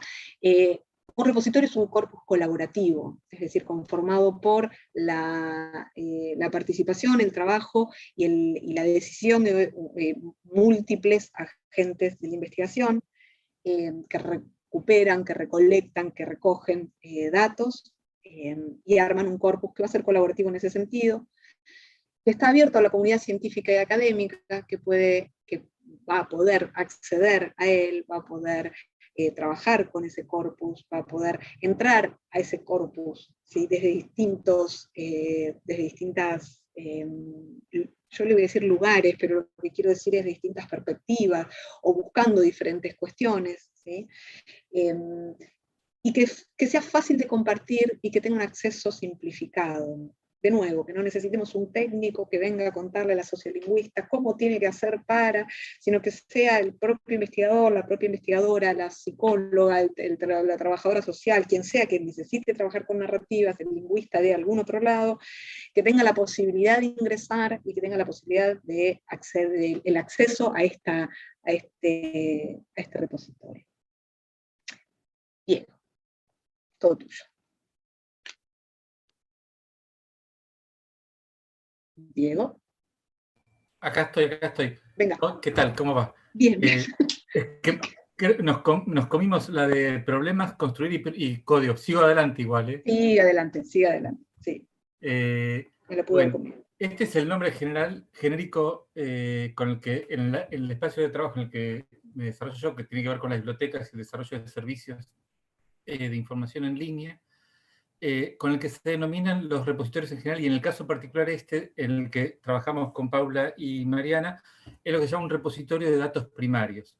Esta parte es un poco importante y más orientado a la idea de construcción de comunicación científica y de conocimiento científico. En general, cuando nosotros construimos conocimiento científico, trabajamos sobre datos secundarios, de lo que son los papers que nosotros producimos. Esos papers, en general, están normativizados cómo deben circular y cómo deben escribirse y cómo deben evaluarse. Hoy en día, sin embargo, uno de los capitales más potentes o ricos y valiosos que genera la ciencia tiene que ver con la posibilidad de tangibilizar y patrimonializar lo que se llaman los datos primarios, que son esos datos fuentes que tienen la capacidad de dar sustento material a esos datos secundarios, ¿no es cierto? Que puede ser una comunicación científica o un artículo. ¿Cuáles son los lineamientos o las cosas que tiene que reunir una infraestructura de datos primarios? Tiene que permitir justamente esto, la posibilidad de identificar, o sea, discriminar entre dos datos posibles, o dos corpus posibles, o dos campañas, o dos segmentos, la posibilidad de que una vez identificado pueda ser descrito, ¿no es cierto? Que tenga un modelo estructurado de descripción, ese dato primario, o ese corpus, o ese set de datos primarios, que tenga, perdón que yo no lo veo porque está pisado con el coso, que tenga la posibilidad de estar disponible, ¿no es cierto? Y a su vez que garantice reglas de acceso. La diferencia entre disponibilidad y accesibilidad tiene que ver con que la disponibilidad es la potencialidad de que alguien pueda verlo, y la accesibilidad es esa gestión y regulación de esa disponibilidad, que yo puedo decir, bueno, estos datos primarios pueden ser accesibles al público una vez que son anonimizados todos los nombres personales, pero para aquellos que tienen que hacer evaluación de condiciones de certidumbre de los papers producidos sobre la base de estos datos primarios, tienen que poder sí acceder a los datos de, por ejemplo, de fechas cardinales o geográficas de esos datos. Eso tiene que ver con la regulación del acceso. Para que un artefacto de este estilo sea válido en términos científicos, tiene que reunir todas estas condiciones, para que yo después pueda falsacionar o reusar esas capacidades de esos datos, ¿no es cierto? En este caso, lo que trabajamos con Pablo y Mariana son la posibilidad de construir un repositorio que reúna todas estas condiciones aplicado a la investigación sociolingüística. Adianchi, compañera Mariana, ¿vos tenés el control remoto? Sí. Bien. Entonces, ¿qué es lo que te permite en términos de capacidad los repositorios? La palabra repositorio es una palabra horrible, muy técnica y desarrollada o pergeniada o acuñada por las áreas de tecnología de aquellos proyectos que se dedican a este problema. Por eso en general lo ven como un problema de inventario o de depósito. Repositorio suena eso, a depósito de cosas, ¿no es cierto? Nuestro trabajo, y por sobre todo el trabajo de Mariana y de Paula, es encontrar un modelo significativo para las perspectivas de análisis de la sociolingüística, para cómo usar estos depósitos para que tengan una forma significativa y útil para responder las preguntas que ellas formulan, y convertir esto que puede ser o un cajón de archivos tirados en algo útil, ¿no? ¿Cuáles son las funciones que tienen en general estos repositorios? Por un lado, tangibilizar recursos, dar visibilidad, permitir que estos proyectos, como decía Mariana, que año a año estos archivos se van guardando, son intangibles hoy en día. Nadie sabe cuánto hay realmente guardado ahí, ni cuánto se hizo, ni cuál es la escala de producción anual en términos de narrativas o de corpus relevados por las cátedras, ¿no es cierto? Luego, una vez que están tangibilizados, es posible dotar de condiciones de visibilidad social, o sea, de reconocimiento, que sea posible, por ejemplo, para la UBA u otras comunidades académicas, reconocer ese trabajo, al menos saber en cantidades cuánto se trabaja, cuánto existe, cuánto se produce, ¿no es cierto? Y finalmente, algo que a nosotros también nos interesa mucho es institucionalizar esto, darle condiciones para que sea tangible en términos institucionales y que tenga condiciones de instrumento académico. Para eso tiene que reunir esto que decíamos antes. Bien. ¿Cómo operan? ¿Cuál es la manera en que procede un repositorio, en este caso un repositorio de datos primados? Por un lado, tiene mecanismos de persistencia y preservación vigentes en entornos digitales. ¿Vieron cuando ustedes publican un paper, le asocian un DOI muchas veces? No sé si lo vieron alguna vez. O un ORCID a sus personas, ¿no es cierto? Un ORCID es el código identificador de personas físicas o jurídicas que produce en teoría, que es capaz de producir una comunicación científica, ¿no es cierto? Ese tipo de identificadores son lo que generan las condiciones de persistencia del artefacto digital. Una de las problemáticas más importantes o aún no resueltas de la digitalidad como entorno es que justamente como es volátil, es muy difícil persistir artefactos, ¿no es cierto? Es muy difícil encontrar recursos digitales envejecidos, ¿no? Que hayan permanecido igual a sí mismos a través del tiempo. Y uno de los desafíos para la comunicación científica y para la posibilidad de tangibilizar esta producción científica es un problema que en el que nos disputamos espacios casi en condiciones de igualdad entre el primer mundo y el tercer mundo. Esto es un problema que es par para todos, ¿no es cierto? No hay archivos mucho más envejecidos en el Reino Unido que los que tenemos acá. Pero nosotros tenemos nuestra propia agenda y necesitamos tangibilizar y persistir los artefactos que produce el sistema académico argentino, y en particular en este caso en la Facultad de Filosofía y Letras en el contexto de la UBA. Y a su vez preservarlos, aparte de persistirlos, que estén preservados.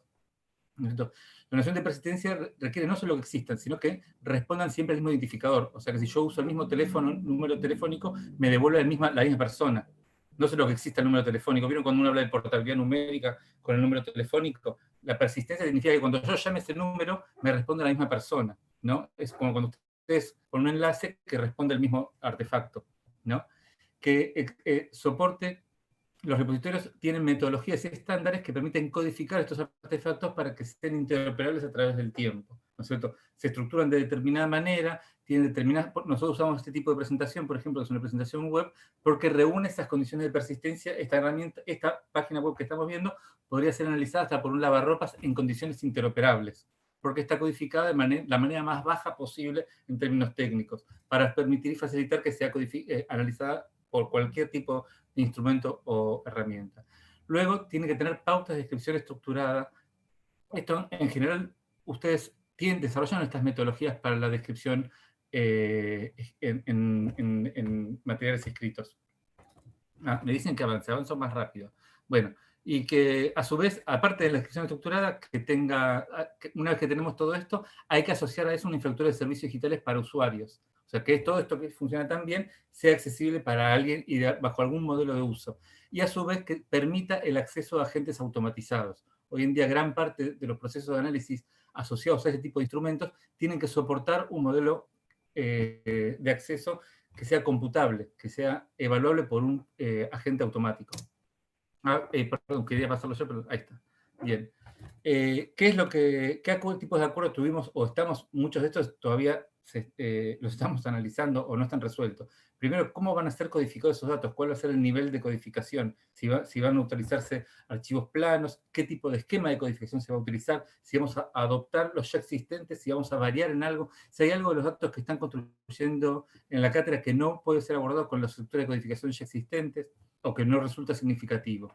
Luego, ¿cuál es el nivel de descripción de esos datos? Esa descripción, si es muy densa, va a soportar muchos niveles de reuso, pero va a requerir mucho trabajo y va a ser poco sustentable. Sustentable es que requiere mucho esfuerzo para mantenerlo en el tiempo y que está fuera de nuestro esquema de capacidades, ¿no? Y si lo describimos muy poco, de manera poco enriquecida, va a tener menos niveles de reuso, pero va a permitir crecer más rápido. Bueno, eso es lo que hay que decidir. ¿Cuáles son los mecanismos que se van a usar para identificar los datos? Se van a identificar fechas, lugares, personas, niveles, contextos, dónde fue tomado, con qué tecnología tomado, o menos que ese tipo de datos se van a identificar. ¿Cuáles son los mecanismos de anotación de los datos?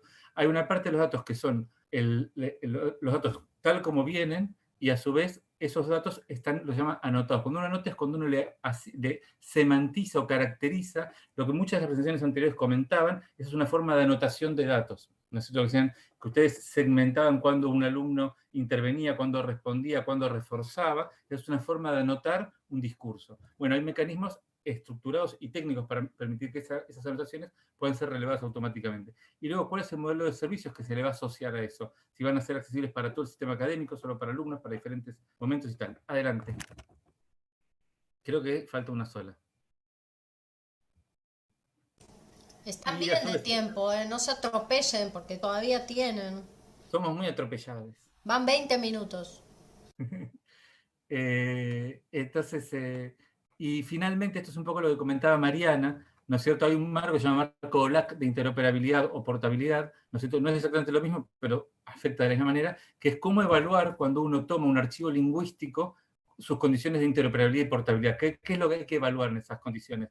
Que es básicamente esto, la posibilidad de que esos datos que uno construye, la parte más cara de la investigación es construir los datos, aunque parezca mentira, analizarlos, procesarlos, todo eso son métricas reductibles. Uno puede, eventualmente podremos conseguir 60, 100, 180 becarios y lo van a poder reducir en tiempo. La toma de esos datos es irreductible. Entonces, ese momento hay que ver de qué manera lo vamos a, qué tipo de decisiones vamos a tomar para que esa toma que es tan cara y tan irreductible pueda tener el máximo nivel de reuso. Y por eso hay que decidir justamente esto, que eso que estamos tomando pueda ser utilizado por diferentes aplicaciones informáticas, por diferentes infraestructuras informáticas, o sea, a través de la web, a través de un celular, a través de una computadora, a través de un lavarropas, ¿no es cierto? Por diferentes comunidades, que puede ser tomado por la comunidad educativa, que puede ser tomado por la comunidad lingüística, que puede ser tomado por una comunidad orientada a la salud, o como fuere, ¿no es cierto? Con diversos propósitos. En general, los que se evalúan en este caso tienen que ver con académicos de investigación y de registro, ¿no es cierto? Son tres propósitos muy diferentes que, según el que tomemos, cambia mucho la estructura de codificación que podamos adoptar, ¿no? Si es para enseñar, si es para aprender o si es para resguardar. Esos son los tres básicos que hay que tener en cuenta al menos, o para comunicar. Y también a través del tiempo, que pasen los años, pasen 5, 10, 20 años, y esto siga siendo un constructo, un artefacto que es abordable, ¿no? Creo que hasta acá llegamos. Bueno, y finalmente esto es lo que tendría que quedarnos, ¿no? Una herramienta que pueda ser generalizable, que pueda ser replicable, ¿no? Y colorín colorado, por mi parte, ¿no? Creo. Adelante. Sí, Diego ha hecho una exposición que nosotras hemos escuchado anteriormente varias veces en sucesivas reuniones entre el estrés y con les adscriptes. Y bueno, se fue como rompiendo un poco esa fantasía de que esto era fácil y que era simplemente pasar una serie de narrativas que ya teníamos más o menos codificadas a un soporte digital, ¿no? Como que todo eso, esa fantasía se rompió, afortunadamente, porque pudimos empezar a pensar otros aspectos y empezamos a a realizar lo que estamos realizando lo que venimos realizando desde el año pasado, cuando empezamos con este proyecto, que es, por un lado, empezar a conocer esos marcos teóricos que propone Diego, ¿sí? Empezar a analizarlos, a discutirlos, porque no son todos iguales, porque no todos ofrecen las mismas posibilidades para modelizar las narrativas, y bueno, y juntamente con nuestros propios ejes de discusión, que tienen que ver con lo que queremos hacer con esas narrativas, en principio por el análisis que venimos haciendo de las narrativas, que básicamente pasa, digamos, por analizarlas como narrativas en sí mismas y como objeto de estudio narrativa, y por lo que ofrecen las narrativas como muestras de habla, ¿no? que ofrecen unas posibilidades de abordaje en diferentes dimensiones para el análisis sociolingüístico. Entonces, ese diálogo entre, bueno, qué ofrecen los marcos teóricos y qué queremos que tengan esas narrativas una vez que estén subidas o mejor dicho, archivadas en un repositorio. Y bueno, todo eso que conforma nuestra discusión, o que vino conformando nuestra discusión en todo este año, ¿no? que puntualmente se resume en esto, ¿no? En el pasaje de estructuras de codificación que nosotros venimos haciendo ahora, con pautas de la oralidad aplicadas a la transcripción escrita, y que ahora, ¿sí?, tiene que pasar de esta forma de codificación a el modelo digital que finalmente decidamos aplicar. En eso estamos desde el punto de vista, digamos, de la interdisciplina y del trabajo con Diego, y al mismo tiempo sí estamos analizando esas narrativas pandémicas, ¿sí?, que ahora vamos a volver, en las últimas pantallas volvemos a ellas, porque bueno, también nos interesan como corpus, y a su vez sí cómo dialogan con estas otras decisiones, ¿no? Lo que vamos encontrando en esas narrativas a su vez nos permiten seguir definiendo el cómo queremos que esas narrativas estén en el repositorio.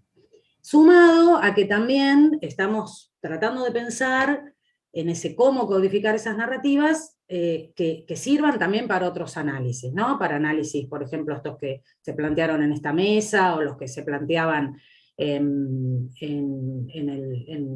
otras mesas de la jornada, ¿sí? Entonces, también pensar un poco no solamente en nuestros intereses, sino en los intereses más amplios que puedan tener otros abordajes respecto de estas narrativas. Bien. Bueno, retomo con las narrativas pandémicas. En principio, la realidad, que siempre va por delante de todos nuestros deseos, nos tiró la oportunidad y medio la obligación de recolectar un corpus muy particular, un corpus que nos gusta pensar como extraordinario, básicamente porque queremos pensar que la pandemia va a ser extraordinaria y no se va a volver una cosa tan habitual en nuestras vidas. Perdón, a ver si quedan 5, ¿eh? Vamos, perfecto. Gracias, Juli. Y que en principio nos puso en el lugar de, bueno, ¿cómo vamos a recolectar, a pedirle a los estudiantes que están encerrados en sus casas que salgan corriendo a buscar entrevistas cuando no podíamos salir? Y esto nos da una serie de unas narrativas conseguidas en condiciones extraordinarias, que son extraordinarias desde los eventos narrados. Estamos pensando en términos de la OU 97 y el evento más narrable, digamos, lo que le da la condición de ser a la narrativa, que son eventos muy particulares. No voy a spoilear nada para que después escuchen cuando estén las investigaciones, los análisis, los escuchen. Pero también el contexto de la entrevista es extraordinario, así como evento comunicativo, y los medios y métodos utilizados para la entrevista también son extraordinarios y nos exigen repensar un poco todo. Esperen que esto me está ahí. En principio, estas narrativas siempre las narrativas son experiencias que sean extraordinarias, estoy pensando en la definición clásica de la BOB, en la biografía de los y las hablantes, pero en este caso estamos hablando de unas experiencias que, a diferencia de las demás narrativas que tenemos en otras campañas, o que incluso las que estudia la literatura sobre narrativas, son narrativas que han ocurrido con muy poca distancia respecto al momento en el que se realiza la entrevista. O sea, en nuestro país la cuarentena, el encierro, no sé cómo se dice, se decreta a mediados de marzo, y estas narrativas están siendo recogidas en abril, mayo, ante lo cual las condiciones de encierro están como muy cerca el momento del relato y el momento del hecho narrado. Además, el evento de la narrativa está vinculado con, o sea, las entrevistas estaban orientadas a preguntar: contame algo extraordinario que haya pasado en esta situación de encierro, ante lo cual todas las narrativas cuentan eventos propios de la cuarentena. Se utilizan soportes digitales para la situación de comunicación, ¿sí?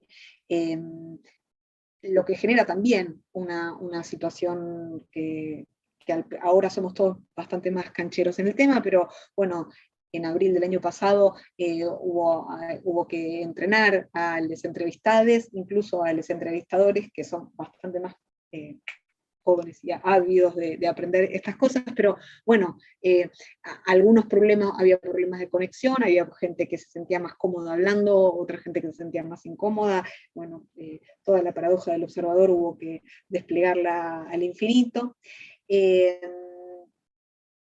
Esto que decíamos hace un ratito, además de compartir el tiempo, el evento el evento narrado y el evento comunicativo de la entrevista comparten además la situación de encierro. Las entrevistas fueron hechas en situación de cuarentena, sobre temas, sobre historias sucedidas en cuarentena. Todas estas circunstancias nos llevan, entre otro montón de cuestiones, a repensar la noción del evento más narrable, a repensar la noción de la orientación, a repensar incluso algunas cuestiones de la estructura, la clásica propuesta por la BOB, a repensar las características de la evaluación, y también a repensar el evento comunicativo, cómo lo describimos, a volver a replantearnos el speaking en términos de Himes, y todo esto que está sucediendo, esto que nos está sucediendo acá, ¿no? en una comunicación que está mediada, en la que describir los elementos del speaking, bueno, requiere de otra cintura. Vamos. En ese marco, los ascriptes también, ¿sí? se entusiasmaron en pensar ideas acerca de qué trabajar de esas narrativas. Y bueno, son proyectos que son muy, muy preliminares, muy recientes, pero bueno, ya aparecen algunas ideas que están muy relacionadas con estas características que describimos después de un análisis muy preliminar del corpus, ¿no? Entonces, por ejemplo, Julia Legiero y Antonella Binacchia, que son dos ascriptas que forman parte del equipo, están trabajando en las cláusulas orientativas, la relación interpersonal marcada por los narradores respecto del tiempo, el espacio y la circunstancia, ¿no? Bastante ligado a esto que decía Mariana recién, de cómo aparece ese evento más narrable, en el que seguramente, o ya ellas han empezado a detectar que la distancia social aparece como un factor importante. Y si querés, Mariana, pasamos a la otra pantalla, para ejemplificar con otro proyecto en curso, que es el de Esmeri, ¿sí? Que ellos están trabajando marcas lingüísticas que aparecen en esas narrativas, que colaboran en la construcción del extrañamiento, que ellos quieren rastrear, ¿sí? Justamente en esas marcas lingüísticas, la posibilidad de que haya elementos de otros géneros previamente existentes a las narrativas, ¿no? Géneros en los que se aporta el suspenso y determinadas estrategias que se incorporan en estas estrategias de les hablantes en las narrativas. Entonces, bueno, como ejemplo de lo que se está trabajando puntualmente en el análisis y que repercute en también qué queremos que aparezca o cómo queremos que se codifique ese corpus para que esté disponible en el repositorio. Y para terminar, así no nos salteamos el tiempo, vuelvo, después de haber escuchado, bueno, toda la parte de la explicación de Diego y todos los comentarios de Paula sobre el trabajo con las narrativas y el análisis que estamos encarando. En principio la pregunta es si las preguntas siguen siendo las mismas, y sí, las preguntas siguen siendo las mismas. Seguimos manteniendo como la parte interesante o desafiante de esta situación es que cuando encaramos alguno de los temas y sentimos que lo estamos resolviendo, lo que sucede es que se nos abren otro montón de preguntas vinculadas, porque un poco esto que decíamos hace un ratito, creo que lo decía Paula, pero que fue muy revelador para nosotras entenderlo y verlo en acción, es esta idea de que en realidad todo esto que imaginábamos como un problema técnico, ¿sí? Que imaginábamos como un problema de alguien que entienda algo de computadoras que pueda hacer que esto esté colgado en una página, digo, eso por supuesto existe y Diego es el hombre del momento, digo, pero más allá de eso, estamos pasadas de tiempo y se va a cortar. Ya me callo. Bueno, nada, decir simplemente que todo esto que venimos diciendo implica una serie de debates teóricos y una serie de debates ideológicos que tienen que ver con qué es lo que queremos que suceda con las narrativas y qué es lo que queremos que suceda con la investigación. Y en principio no sé si los compañeros o compañeras quieren decir algo. Perfecto. Muchas gracias por escucharnos. Yo puedo aplaudir a todos. A todes, y a todas, y a todis. Muy buena la mesa, muy interesantes todos los aportes. Vamos a habilitar a ver si hay preguntas en el chat. Si quieren dejar de compartir pantalla, así nos vemos. Ahí está.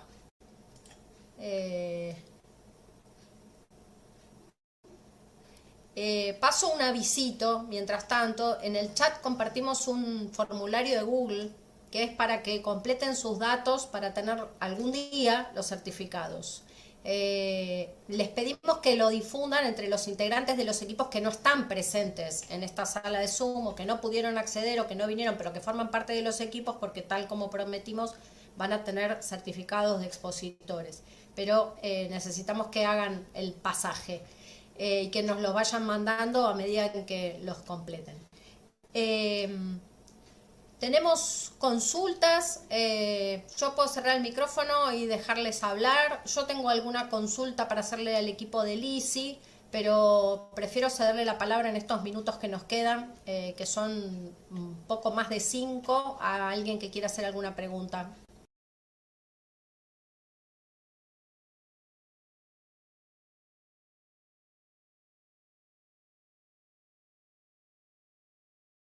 Bueno, acá nos dicen que hay felicitaciones.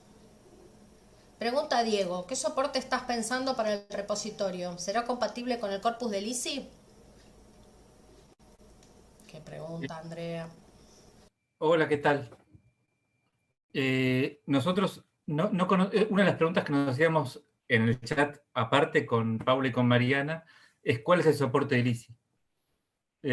Para ver si iba a ser subcompatible o no. No lo conocemos y nos pareció una pregunta útil que queremos resolver.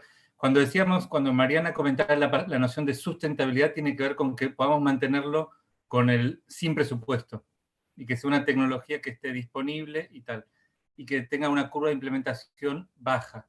Eso, en términos técnicos, significa que el núcleo problemático no sea lo técnico, sino que permita esta modelización más abstracta que planteaba Mariana y Paula. Y en ese sentido, la tecnología que vamos a usar nosotros es una que se llama Omeka, que es libre, es gratuita, es pública, y quienes quieran que los ayudemos o apoyemos, estamos disponibles para eso. Es compatible con casi cualquier estructura de descripción. Es una tecnología que surgió para dar cuenta de los testimonios orales del huracán Katrina. y que hoy en día se utiliza desde para archivos sonoros, fílmicos, repositorios científicos y también lingüísticos.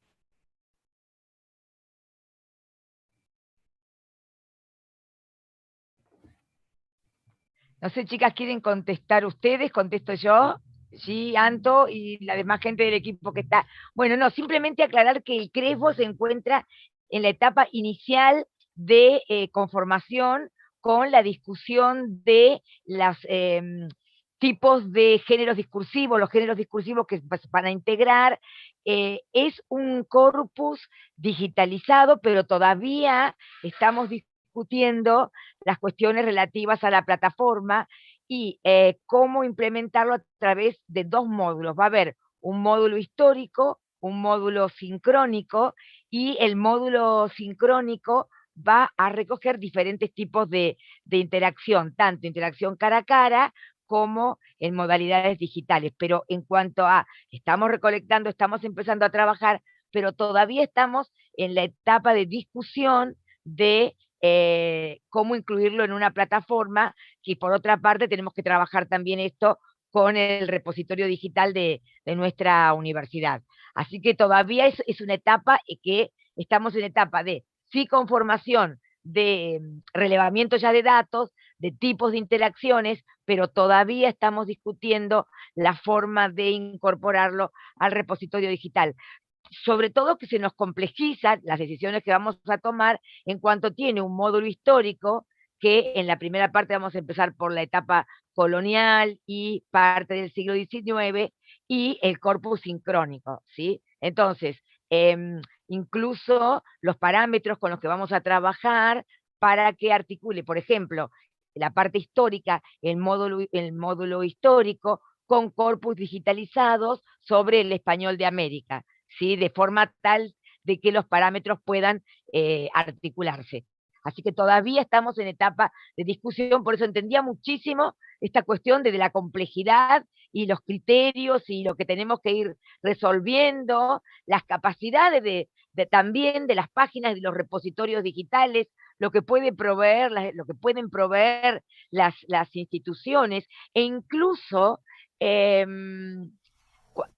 la posibilidad, por ejemplo, porque lo histórico, y por supuesto que frente a lo histórico también nos encontramos con el problema de hasta cuánto hacia atrás en la sincronía consideramos lo histórico, ¿sí? Hasta cuándo hacia atrás.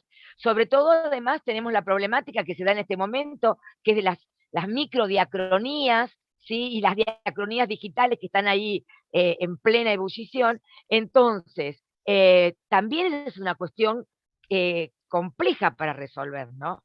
A ver, si es un corpus abierto, permanentemente se sigue incorporando tipos de interacciones, en un momento, ¿cuándo es el límite? O sea, hay muchísimas cuestiones teóricas que sinceramente estamos en plena etapa de discusión, nos apasiona, porque no, a todos nos pasa, en la investigación lo que se nos presenta como complejo nos apasiona, porque, ¿no? Como siempre decimos con los chicos del equipo, que es un equipo amplio, integrado desde varias generaciones de alumnos, bueno, docentes, becarios, tesistas, la verdad que es un grupo hermoso, al que estoy absolutamente agradecida por cómo trabajamos, son un encanto en todo sentido. Bueno, pero como siempre les digo, o sea, si 1 más 1 es 2, en investigación, algo está pasando. Lo que se complejiza, lo que nos hace pensar, a veces hasta cuando uno no está cocinando y trata de resolver, es lo que a uno más lo apasiona.